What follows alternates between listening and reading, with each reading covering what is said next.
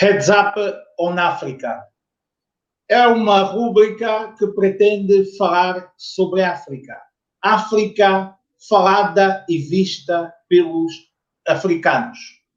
É aí que nós estamos. Nós precisamos que a África seja falada por africanos, por quem está dentro dos assuntos de África.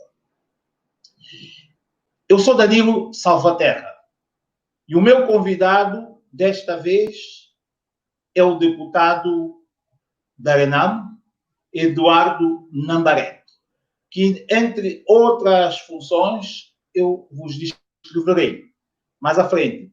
Mas a mais importante aqui que eu vou realçar é que faz parte da comissão militar que está a negociar o processo de paz em Moçambique. É com ele que eu vou já entrar. Boa noite, senhor deputado Eduardo. Para mim Muito é um prazer poder estar à fala consigo, para nós conhecermos melhor Moçambique. Eu passo já a primeira pergunta que eu lhe faço. Senhor deputado, 45 anos passaram. Moçambique, como outros países da expressão portuguesa, são independentes há 45 anos. Moçambique está numa situação de alguma fragilidade da paz. Explica-nos que Moçambique nós temos. Bom, de facto, um evento que é inegável, que é consensual para todos os moçambicanos, é a independência nacional. Portanto, todos os moçambicanos se orgulham de terem adquirido esta soberania, de decidir o futuro, os seus destinos, de decidir o futuro do seu país sem interferências de outras nações.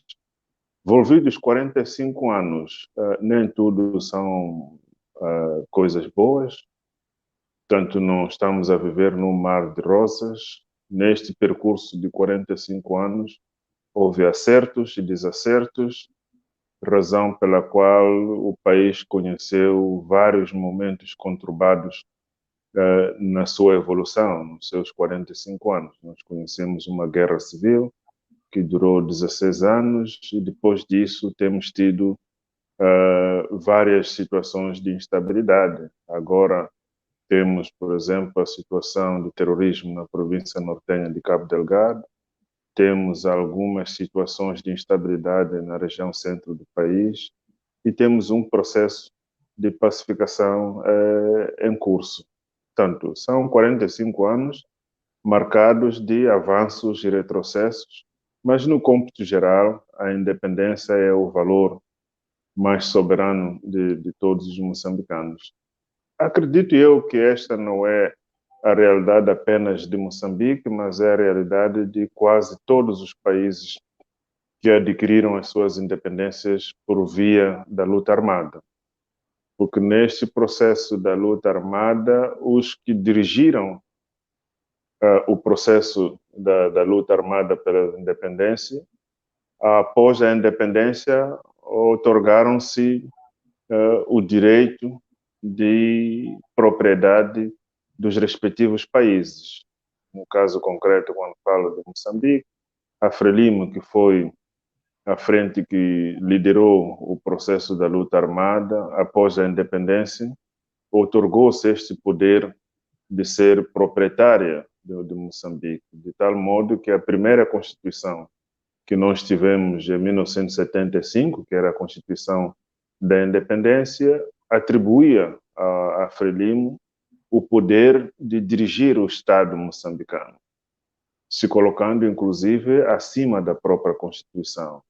Vemos mesmos exemplos quando falamos de Angola, quando falamos de Zimbábue, quando falamos de tantos outros países que adquiriram as suas independências por via armada. Portanto, esses movimentos libertadores que depois se transformaram em partidos Estado, eles assumiram que as independências lhes pertenciam. E, obviamente, num mundo moderno, em que nós temos outras sensibilidades político-ideológicas, se este espírito de propriedade, ou esse espírito de outorga do país para um determinado grupo prevalecer, sempre teremos convulsões, porque um partido não representa uma nação. O partido representa um grupo de pessoas que pensam da mesma maneira. Evidentemente, havendo uma nação com vários grupos que pensam de forma diferente, é preciso encontrar-se forma de coabitação destes vários grupos. E o caso particular de Moçambique, o grande problema reside aí. O partido que trouxe a independência desde 1975 é o mesmo partido que governa o país até hoje, e um pouco com este espírito de que o país pertence a este grupo que trouxe a independência. Deixa-me então fazer uma pergunta, baseando nessas suas afirmações. Em 94, houve as primeiras eleições livres em Moçambique. Ou seja, o Moçambique deixou de ter de ser um Estado com um partido único, passou ao multipartidarismo. Não houve, é dos poucos, a semelhança de Angola, é dos poucos países onde não houve alternância de poder. É sempre a Frelimo no poder. Como é que podemos traduzir isto? É a não confiança dos cidadãos noutras forças ou a falta dos instrumentos da oposição para conquistar o poder, para conquistar o coração dos moçambicanos? Bom, primeiro é preciso perceber que a alteração constitucional que se deu em 1990, portanto, que obrigou Moçambique a ter que abraçar a democracia multipartidária, não foi uma opção voluntária do partido que vinha governando o país. Foi uma alternativa que se encontrou para trazer a paz para o país. Portanto, nunca houve, eu acredito, nunca houve uma consciência genuína da parte do Partido Frelimo de que a alternância democrática era saudável para o país, que era saudável para o próprio processo de democracia. De tal maneira que as eleições que nós temos estado a realizar, elas são muito influenciadas pelo Partido Frelimo, que continua a controlar o Estado, continua a controlar o aparato administrativo. Daí que surgem, então, as reivindicações de que as eleições são sempre realizadas num espectro de fraudes. É esta a razão que dita a manutenção do mesmo partido no poder, porque é este partido que controla o processo eleitoral, que controla a máquina da administração eleitoral, mesmo olhando para a composição dos órgãos, quer da justiça, quer órgãos eleitorais, vai perceber que o partido no poder tem sempre um número elevado, o que lhes permite que, na decisão do voto, eles sempre tomarão as decisões que melhor lhes convier. Então, o resultado das eleições, ele não reflete aquilo que é a vontade do eleitorado. O resultado das eleições reflete, sim, aquilo que é o trabalho que o próprio partido que governa o país desde 75 faz para garantir a sua própria manutenção no poder. Então, do que me diz, eu chego à conclusão de que estamos, então, quase que num beco sem saída, no caso do Moçambique. Porque se não vejamos, se os partidos, ou neste caso, se as oposições não conseguem elegerem-se para governar, como é que vai ser Moçambique daqui a mais algum tempo? Vamos ter sempre a Frelimo no poder?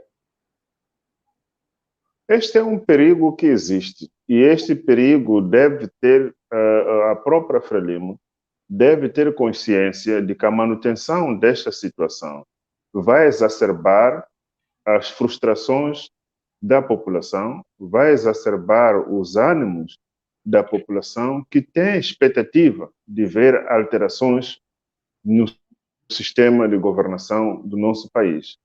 E isto, se estas frustrações prevalecer para sempre, obviamente teremos reações muito inesperadas no nosso país. Porque é preciso lembrar que a guerra que foi desencadeada em 1977, tanto a partir de 77, ela reivindicava a democratização do país. E o que nós estamos a assistir, há sim uma determinada abertura, mas não temos uma efetiva democratização do país. Porque a democratização do país significa respeitar a vontade da maioria, respeitar a vontade popular. E esta vontade não tem sido respeitada porque a população ou o eleitor faz a sua escolha, mas o reflexo não é o mesmo da vontade que ele expressou nas urnas. Nós vimos nessas eleições de 2019 os relatórios das várias missões de observação, quer da União Europeia, principalmente, assim como da Commonwealth e outras missões internacionais de observação eleitoral. Indicaram claramente que essas foram eleições muito mal organizadas, foram eleições fraudulentas, foram eleições que não garantem nenhuma credibilidade. Mas porque o partido que governa o país é ele que controla toda a máquina administrativa e a máquina da justiça, ignorando todos esses relatórios, foi confirmada a vitória do Partido Frelimo e do candidato do Partido Frelimo, tomou posse como presidente, formou o seu governo e o país vai seguindo em frente. Mas, obviamente, que a insatisfação, quer por parte dos partidos da oposição, está lá, quer por parte da população também está lá, e ninguém sabe até quando é que as pessoas irão simplesmente conter as suas frustrações. Portanto, é um perigo para a democracia, é evidente. Então, a minha pergunta é, então, como ultrapassarmos essa situação? Vamos estar neste embaraço? Até quando? Bom, há muitos atores que devem ser chamados para esta equação. Os partidos políticos devem fazer a sua parte, mas o sistema de justiça, os órgãos de justiça devem se libertar. Porque se nós temos um Tribunal Supremo, se nós temos um Conselho Constitucional livre, este vai poder dizer que estas eleições devem ser repetidas, que estas eleições não podem ser validadas. Mas enquanto não tivermos as instituições de justiça com a liberdade necessária para poderem fazer isso, nós tivemos muito recentemente o exemplo do Malau, em que a justiça no Malau reconheceu que de facto houve fraude, os partidos foram ao tribunal e o tribunal reconheceu, mandou repetir as eleições e nós tivemos o resultado que tivemos. Os Mas partidos da oposição... Não será esta dinâmica que estará a faltar aos partidos da oposição em Moçambique defenderem uma tese, debaterem até encontrarem momentos suficientes para impor, digo mesmo a questão, impor junto à justiça a sua razão? Se a justiça no Malau não fosse independente, teria confirmado a vitória do presidente Wamtarika. Se a justiça não confirmou a vitória, é porque ele, como presidente da República, não tinha influência sobre o tribunal, assim como o seu partido também não tinha influência, não tinha nenhum poder sobre o tribunal. Portanto, não é uma questão dos partidos políticos, é sim a questão de como é que a justiça opera. Os partidos políticos não podem se sobrepor à justiça. Sendo partidos políticos democráticos, eles têm que obedecer à lei. Portanto, se o tribunal decide, mesmo que seja contra a vontade ou a expectativa dos partidos políticos, eles têm que aceitar esta decisão. É assim como funciona a democracia, independentemente daquilo que o tribunal terá julgado.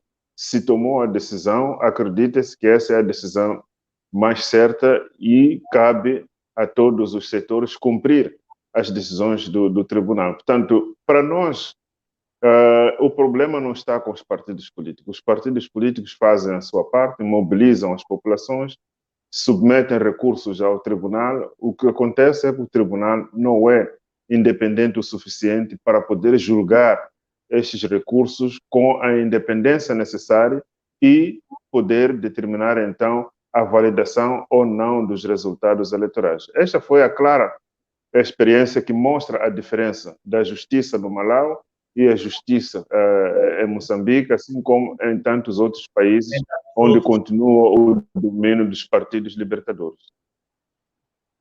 Outra questão. Vi recentemente, penso que ainda na semana passada, a Frelimo apresentar alguns ex-militantes, fazer a apresentação pública de alguns ex-militantes da Renamo que transitaram para o lado da Frelimo. Este processo é normal, não pode pôr em causa o acordo de paz, não cria desconfiança aqui no acordo de paz que estes dois partidos estão a tratar? Esta situação cria algum desconforto, porque, primeiro, nós não estamos em período eleitoral. Normalmente, nos acostumamos a ver esse tipo de manifestações durante os períodos eleitorais. Acontecendo isto fora dos períodos eleitorais, certamente que cria alguma sensação por parte nossa, e nós sabemos que estas pessoas que estão a ser apresentadas publicamente como tendo abandonado a Renamo para aderir à Frelimo, não o fazem de forma voluntária. São pessoas que são coagidas, são pessoas que são ameaçadas, e elas têm que fazer uma escolha: ou viver sob a ameaça do partido no poder, ou se filiar então a este partido no poder. E como bem sabe, a Renamo não tem nenhum aparato policial, nenhum aparato administrativo, nenhum aparato militar. Pelo contrário, nós estamos comprometidos com o processo de desmobilização dos nossos antigos guerrilheiros e, lamentavelmente, o partido no poder se aproveita desta situação para criar situações de embaraço ou ameaça aos nossos membros nas províncias, que, sob a ameaça de serem perseguidos, eles acabam escolhendo o lugar mais seguro, é aderir então à Frelimo para garantir a sua própria tranquilidade. Posso lhe garantir que são pouquíssimos os casos de pessoas que abandonam voluntariamente a Renamo para aderir a outros partidos. Neste caso em concreto, posso lhe dizer que são pessoas que fazem isto porque depois de nos telefonam em privado, de olha, eu fui obrigado a ter que tomar aquela decisão porque estou a ser ameaçado, a minha família está a ser ameaçada e não tinha outra escolha senão aderir àquela formação como forma de garantir a minha paz, a minha própria integridade física aqui na região onde eu estou. Portanto, não nos preocupa muito, porque conhecemos esse tipo de comportamento e sabemos também que em tempo próprio essas pessoas saberão qual é o partido escolher quando chegar o período deles terem que tomar a decisão de escolher em quem votar. Vamos ao norte de Moçambique.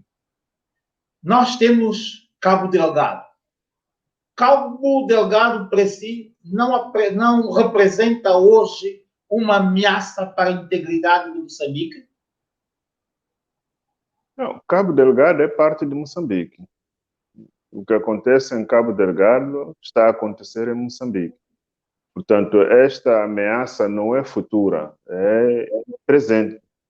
Não é nem uma ameaça iminente, é uma ameaça que é um ataque que está a acontecer neste momento em Moçambique. Eu não diria que o que acontece em Cabo Delgado constitui ameaça para Moçambique, porque já está a ser atacado, Moçambique está a ser atacado.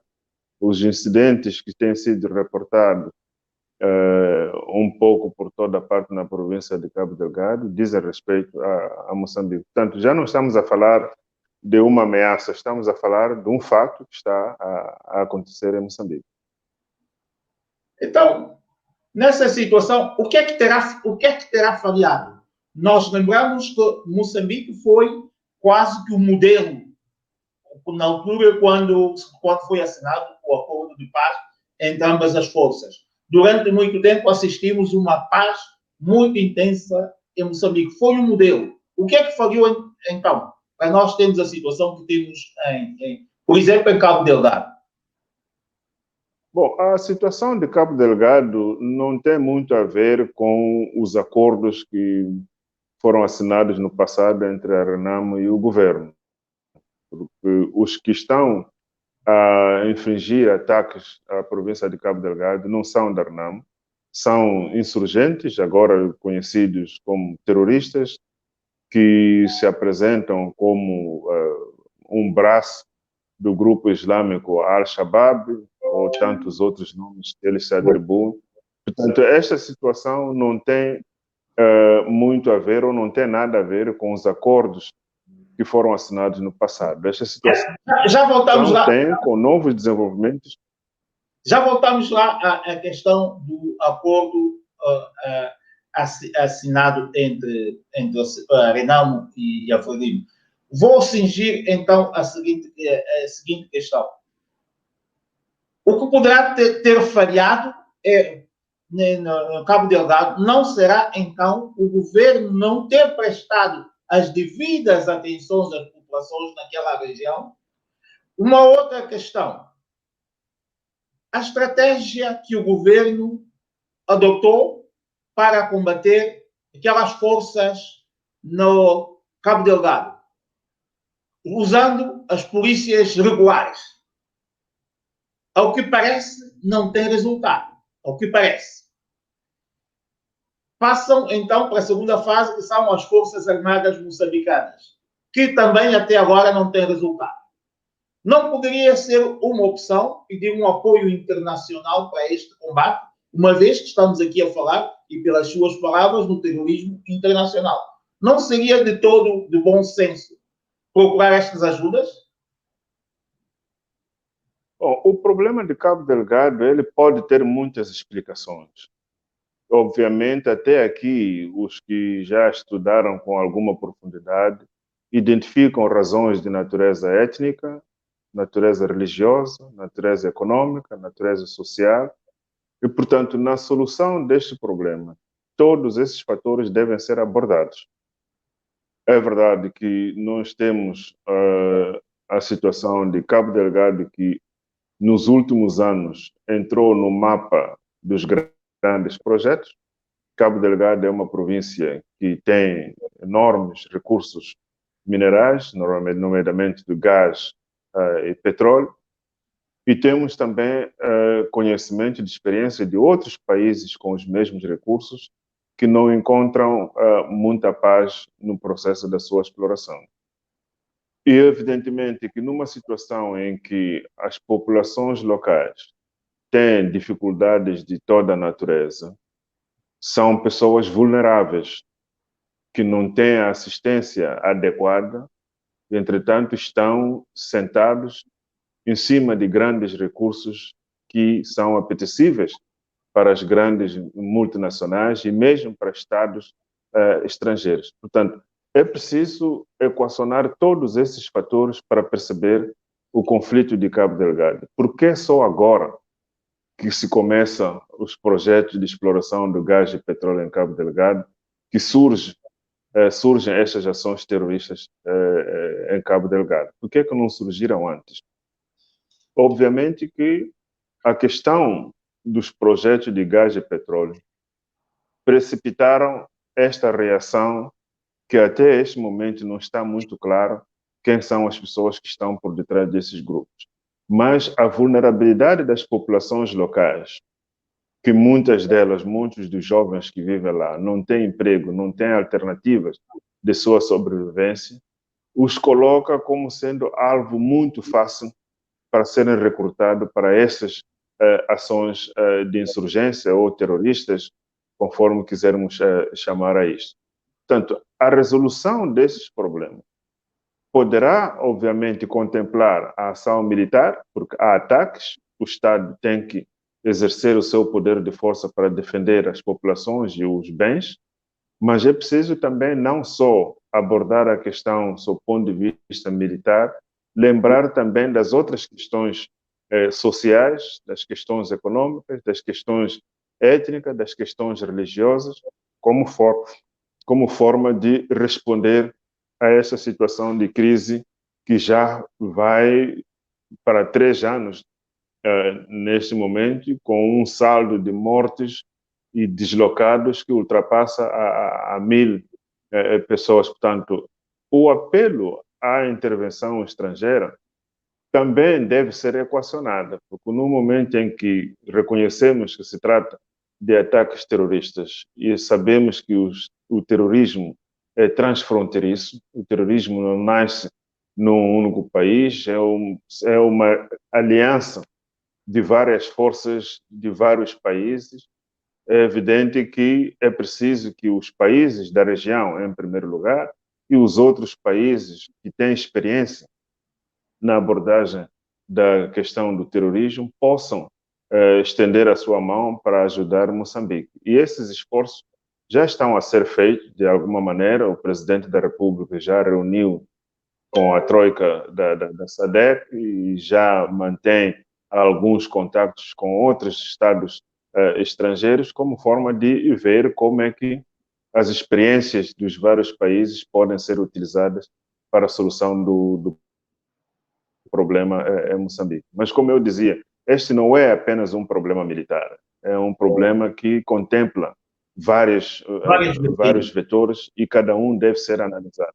Exato, tem várias vertentes e cada uma dessas vertentes deve ser minuciosamente abordada, não apenas olharmos para a solução militar como sendo a única opção para se colocar termo a este conflito.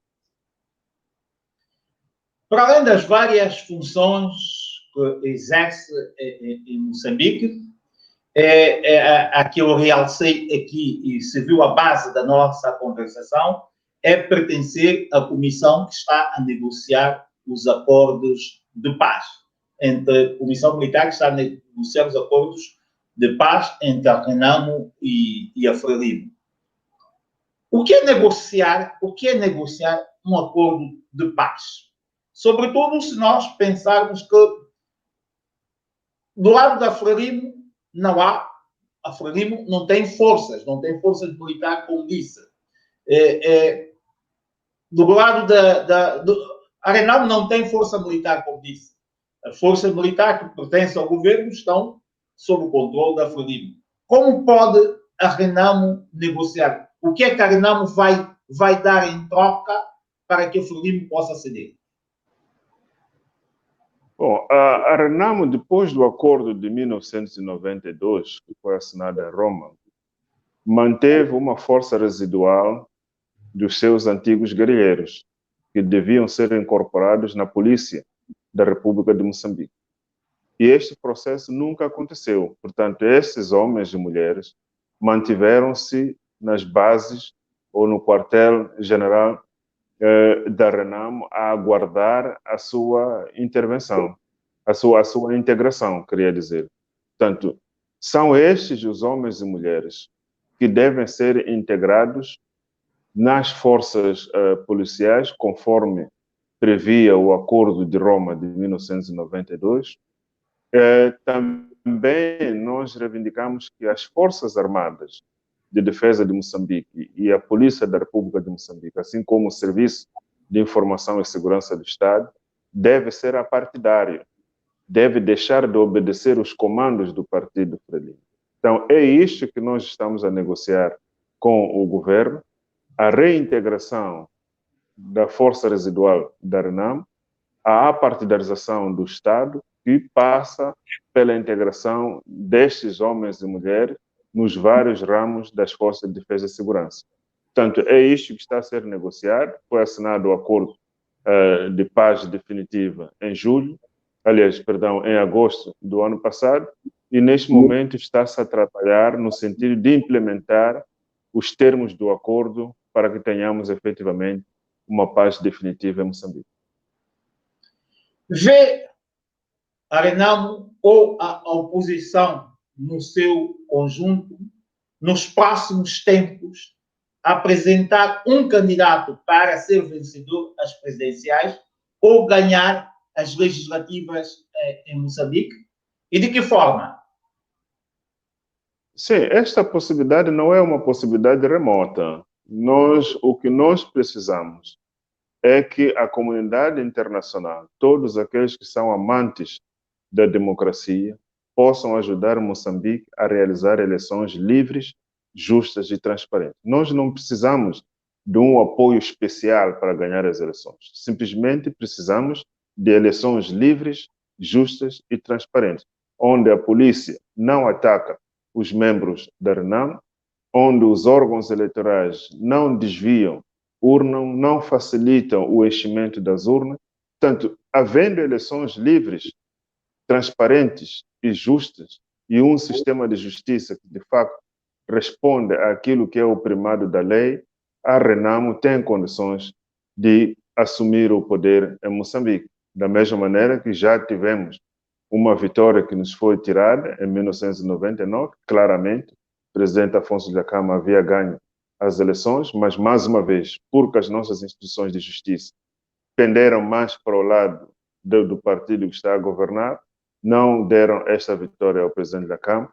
E nos outros processos eleitorais subsequentes, podemos dizer, sem muita margem de dúvida, que a RENAMO teve resultados muito, muito acima daquilo que os órgãos eleitorais anunciaram e os órgãos da justiça confirmaram. Portanto, o que nós queremos é ter em Moçambique processos eleitorais que sejam transparentes. E acredito eu que os amigos da democracia que estão em todo lado do mundo podem ajudar Moçambique a realizar eleições de forma livre. Mas mais do que apelarmos para a comunidade internacional, apelamos para a consciência dos moçambicanos, porque nós é que temos que resolver os nossos problemas.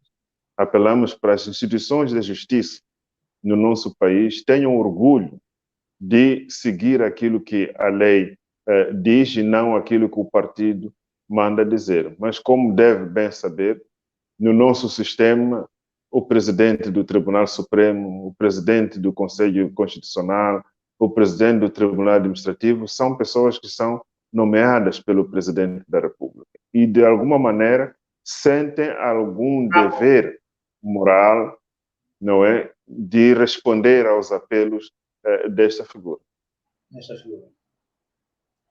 Como é que vê, estamos a chegar ao fim dessa nossa conversa, e eu fazer esta pergunta. Que papel, na sua visão do Moçambique de futuro, que papel pode Moçambique jogar em África? Olha, o Moçambique é um país que, bem governado, tem uma importância muito estratégica. A sua posição no continente africano, tanto na orla do Índico, oferece uma vantagem estratégica, quer sob o ponto de vista militar, tanto Moçambique tem esta vantagem estratégica de estar na costa do Índico, portanto, protegendo de alguma maneira os países como Malawi, Zâmbia, Zimbábue, Botsuana, países que estão mais para o continente. Sob o ponto de vista econômico, Moçambique é um país que tem um potencial de crescimento econômico muito elevado, deve ser a maior reserva de gás que existe no continente africano e uma das maiores reservas de gás a nível mundial. É um país extremamente rico em termos de minerais, em termos de agricultura. O que nos falta é termos a estabilidade política, militar, é termos a estabilidade social, onde todos os moçambicanos se veem representados dentro deste mesmo país, eliminando-se todas as vicissitudes, todos esses problemas de discriminação com base na filiação partidária, a discriminação com base na região de origem.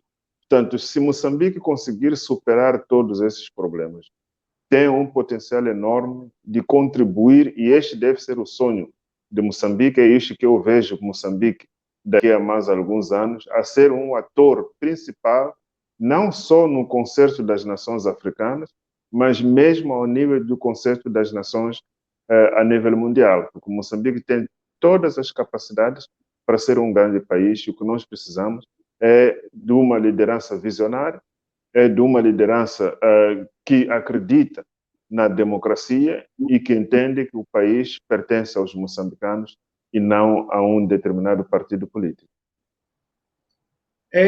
Muito obrigado, deputado Eduardo Namburete. Agradeço imenso este seu contributo para o nosso conhecimento e também para a divulgação de Moçambique. Faço aqui votos que os desejos aqui expressos pelo senhor deputado se concretizem para bem de Moçambique, para o bem de todos nós. Porque, na certeza que, caso Moçambique encontre a paz, caso os povos moçambicanos consigam, de facto, que os objetivos que nortearam a independência sejam atingidos, todos nós em África estaremos melhor, a África estará mais próspera e será mais respeitada. Moçambique também, como foi dito aqui, geoestrategicamente é de uma importância extraordinária para o continente no seu todo. E com as suas experiências de guerra e da paz, pode, de facto, contribuir para nós encontrarmos a desejada paz em todo o continente. Muito obrigado a todos. Até o próximo Heads Up on Africa. É uma rúbrica dirigida à África, para falar de África. Quem fala da África? Quem entenda da África? Quem está em África? E quem conhece a África e queira um bem para a África. Um bem-aja a todos.